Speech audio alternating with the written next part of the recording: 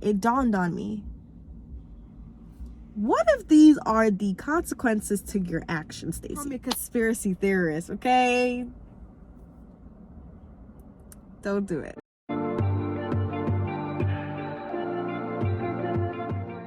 Hey everyone, hello.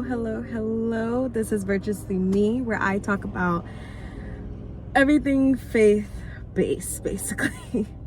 So I won't make this intro too long because I have been gone for a very long time. I can't even recall like when my last video was.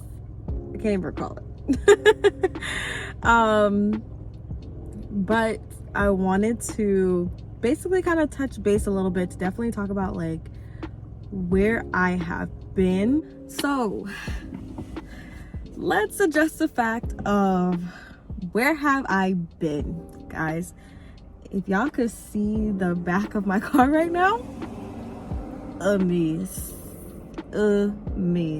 because so like literally ever since February I have been travel nursing. Yes, your girl has been travel nursing. It's been something that's literally been in the works since December of 2023. I have always wanted to start travel nursing. I've been in, I was gonna say in the nursing game, but I've been a nurse for about 3 years now. It's gonna be 4 years this year. I was a nurse starting October of 2020, that treacherous year.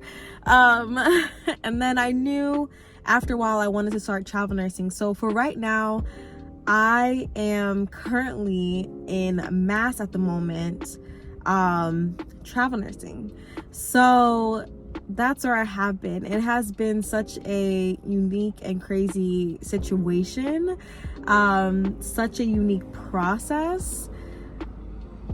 It's been crazy. So my life has just been kind of just all out of whack a little bit, just trying to get adjusted to living in Massachusetts, which is kind of different a little bit to Connecticut, but not that crazy different. So I've been just trying to do that and just trying to find a life over there while also trying to, you know, get used to a new hospital, new co-workers, new ways of doing things, and then going about that. I am not sure if I really want to create any travel nursing content, but we will see. We will see about that.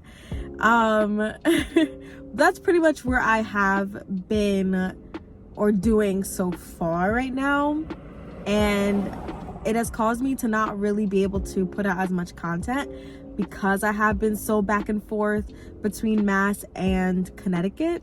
So it has caused me to not really be able to do too much or be able to be consistent even in like the new series I had going on of 26 and waiting. And you know, speaking about plans of what I'm going to do with this channel, which is why this video wasn't going to be too long, but oh, I guess I wanted to talk about one of the topics in this video because it won't be, you know, too long of a video, but I think I want to talk about it for sure. Yeah, we'll talk about it. Okay, let's get there. We'll get there. So in regards to this channel, you know, I have some big things coming up, things that I cannot talk about right now because it's in the works, but I'm definitely wanting to continue with the new series that I was talking about, the 26 and waiting. I do want to bring you guys on certain aspects and journeys and things that I do for sure. Definitely days in the life of things. Like I said, we'll see if I get to really take you guys on the whole travel nursing day in the life or the mornings of a travel nurse, things of that nature. But I definitely want to bring some new creative ideas and more consistent stuff to YouTube, especially now that I have finally after like a whole month, I'm finally settling down in Massachusetts. So one of the topics that I wanted to discuss in this video, actually, and it's gonna be kind of like a crazy thing to say, but I do want to talk about this, and Don't even call me a conspiracy theorist, okay? Don't do it. This has been a thought in my mind. And it's something that I really want to kind of bring about and even talk about just the importance of this. So what am I talking about? I want to talk about the importance of obedience. That's what I want to talk about. Okay? The importance of obedience. Now, we serve a very loving God. We totally do. Even when we mess up or we go a certain way, He's still loving enough to be very merciful, and very loving, and still cause things to work out for your good. But I can't help but have this one question in the back of my mind, okay? Things that are happening to me, the result of me moving to Mass and not moving to the specific state that God told me to move to for my first travel assignment. And you guys can definitely give me your feedback and talk about it down below once I present all of what I have to say to you guys. Okay, so let me tell you about the journey of getting into travel nursing. So like I said, I started in December of 2023. But mind you, the process really started in October. I had started to look up travel agencies, and I was starting the process of talking to certain people of what I have to do, requirements, certifications, all these things of that nature. So I was getting the ball rolling. I really started the process in December, but October I was talking to people and getting the ball rolling on certain things. Okay, so while doing that, I had remembered I prayed to God and I asked God. I was like, where's the place that you want me to first have my first travel assignment? Where's the place you want me to go to? And I specifically remember, I don't even know if I'm released to say the state yet, because I may go there eventually.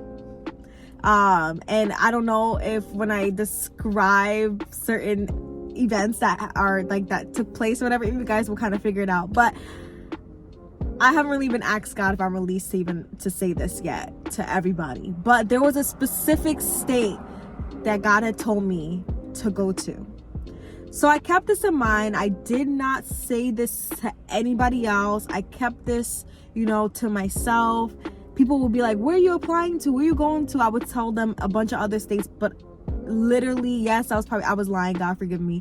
But I was telling everybody else 3 other states that I knew that I personally was interested in going to, whole time knowing that I was only applying to one state because that's where God told me to go to, or that's what God said to go to. So I literally was asking another Christian friend, because I was so scared, this was really testing my faith in Christ, because I'm like, I'm the type of girl that I need backup plans. Okay? I just cannot go with one plan and that's it, that's all. I need a plan A, I need plan B and C, and I need a plan F to plan D, E, and C. Okay, that was not in order. It'll be fine. Anyway, so that's just always been me. So the fact of God telling me only one state and I have to apply for the license in that one state and only go there was kind of terrifying me. But okay, I'm gonna go along with it. I'm gonna trust you, God. That was how it was. That was my free flow. Cool. So I start the process. I apply for that state, did everything I needed to do to go, and now I'm waiting for the certificate. So, not the certificate, the license. I apologize. So as I'm waiting, I want to say I applied in October. I'm waiting for the license to come back, the approval from the Board of Nursing of that state to come back and say that, they can give me my license. And I'm waiting. It's December now. And mind you, I'm planning to go travel nursing in February. That was the date and time that I wanted to give myself to go. That wasn't a God-given time, go in February of 2024 it wasn't like that. Like, that was just my given time, because I knew in January I would be 2 years into labor and delivery. So I knew after 2 years I wanted to set sail, go off, do my thing.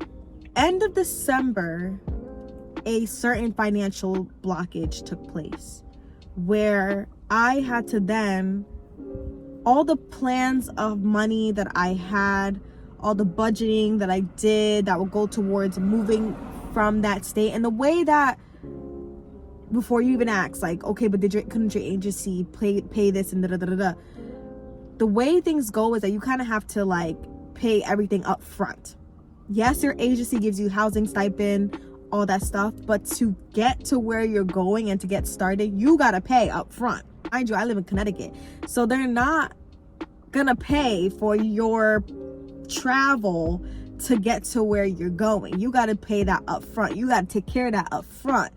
Okay, that's it, that's all. Basically, all the money that I had budgeted towards going, to moving out, to the plane ticket to get to the place, to rent out a short-term, apartment or wherever I was gonna go, all these things had to go towards that financial responsibility.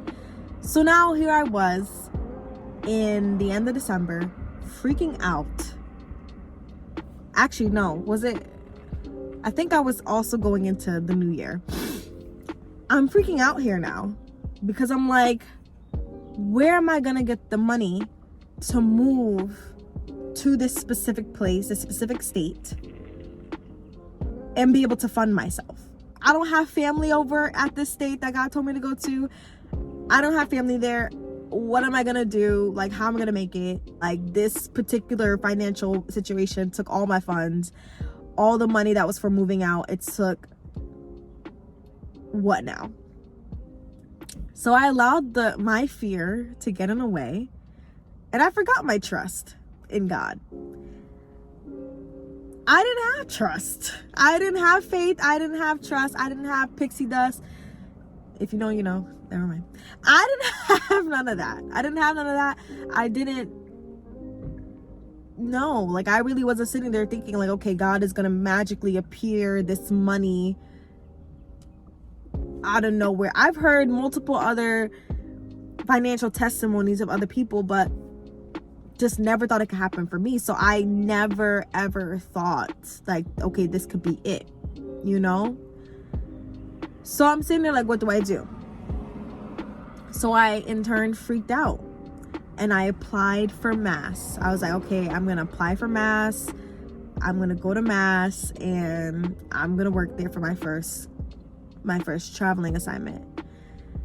I was very much spiritually conflicted, very much, but I kind of just ignored those feelings. I did talk about with like other Christian friends, and I'm like, oh my gosh, I feel spiritually torn because this is where God told me to go, but I'm choosing to go to this place because I don't have another choice, another decision.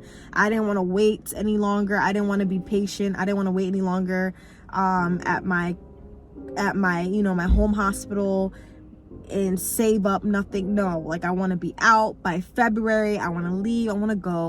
People were just telling me like, you gotta have faith in God. You gotta have faith in God. My faith was gone. It was diminished.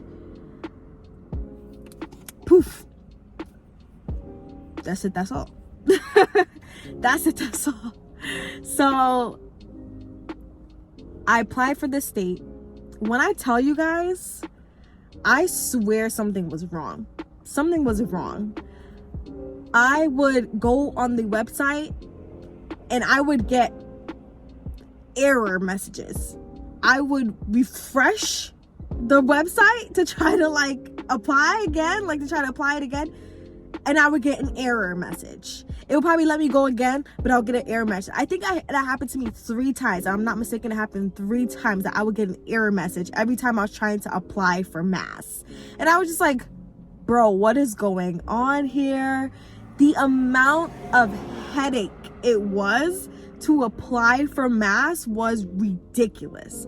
It was not the same when I was applying to the original state that God told me to go. That was an easy breezy, beautiful cover girl process. It was so much easier. But applying to Mass was a headache. Not only was it more money of a fee to pay for that license, but the headache that I had to do of like going back to my school, having them send this, send that, it was a hassle and a headache. And it took so much longer to get my license, for my license to come through. There was like, it was so irritating. I finally sent in everything. Then they had a problem with it and I had to fix that problem. It was such a hassle.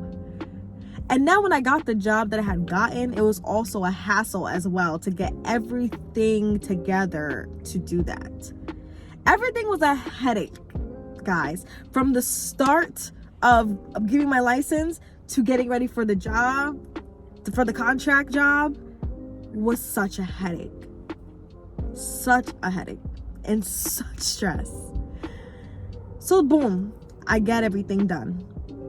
Boom, I get started. It has been a month into my contract now, and it has also been a headache finding a place to stay. It's been a headache, a hassle, some work. Guys, first of all, the rent in Mass is crazy. The rent in Mass is absurd, bizarre. Is not the same as Connecticut. It's not the same as my little apartment that I was in.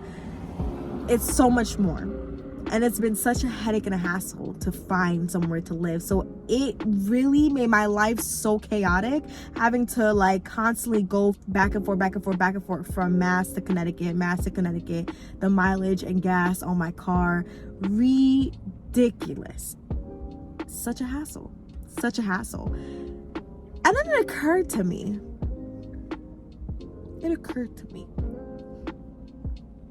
I was one day driving in it, and it dawned on me. What if these are the consequences to your actions, Stacey? Let me say it again. What if these are the actions to your consequences? I said, no. That can't be my revelation right now. That can't be my revelation. No. I can't accept that. I will not accept that. I literally texted my friends. I said, oh my gosh, what if this is punishment because I did not go to the place that God told me to go? And first and foremost, I was always wondering, like, why would God want me to go to that place? I was sitting there like, why? What is there for me anyways? That place is like, that place is party city, basically. That place is party city. I don't think it would have anything there that's beneficial for me as a young Christian. Not gonna lie, it's kind of slightly ghetto, and I feel like me saying all these things, it's probably gonna hint to where I was supposed to go. And I would see all these things about that state, and I would just be like, Lord, why do you want me there? Why did you want me there? Maybe it could have been business purposes. It could have been anything. And I was just like, why do you want me there? And I had not a great experience when I've been there before. I kind of fell out with a friend that I used to be cool with down there. Or like, why would you want me to go back there? I don't even know if I'll be able to make friends down there. I'm going to be such a loner. I'm like, versus Mass. Mass is literally right next to Connecticut. If I'm ever feeling lonely, I can just drive on back to my family, see my family anytime I want to. Mind you, I've never really like moved anywhere outside of Connecticut. Connecticut is all I know. Has been all I've known for 26 years. So I'm kind of just like, Lord, like, why else would you want me all the way there? That's a plane ride. I would have to constantly take plane rides if I wanted to ever come back. Like, why would you want me that far? But now I'm wondering or realizing, like, oh my gosh,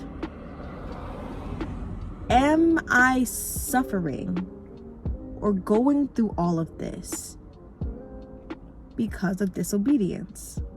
Now you're probably saying, like, Stacey, but our God is not is not a God of suffering. He's not this and he's not that. I get it. But God is like also like a father figure. In the same way, like how our parents have to kind of allow us to make our own stupid decisions, and there are consequences and punishments to those actions. They still love us at the end of the day, but you know, they kind of like allow you to kind of have your punishment, put you in timeout for a little bit before they help you out. Because my whole entire experience in mass hasn't been completely terrible. The people at my job have been very much nice to me. I really like the patients at my contract job. It has been great there. And God has been very gracious to me to meet very nice people. And finally, after a little over a month now, I finally have a place to stay at, rest my head, and now I could be able to finally adjust to mass and create a life there. You know, he probably let me thug it out, learn my lesson, and now here's your blessing. That was a question of mine. That was a real question of mine. Is this me? Was my suffering an act of me not listening, or me not being obedient to moving to the original place? Because who knows who I would have met, what I could have done, what I could have gotten involved in if I had moved to that original state. And yes, I could probably move there next, like for my next contract. But who were to say whatever blessing or whatever thing that God probably had for me in that original place, what if that was time sensitive? What if that was only crafted for me to go through now and not later?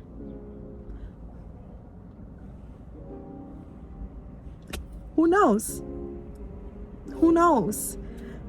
What if God needed me to meet a certain person in a timely fashion that I needed to meet now, not later?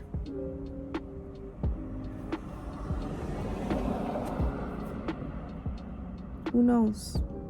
And I missed that time. Who honestly knows? What if whoever I met out there were to benefit my business? You know? Who knows? Who actually knows? And what if it was time sensitive? I say all this to say, when you get an instruction from Christ, follow it.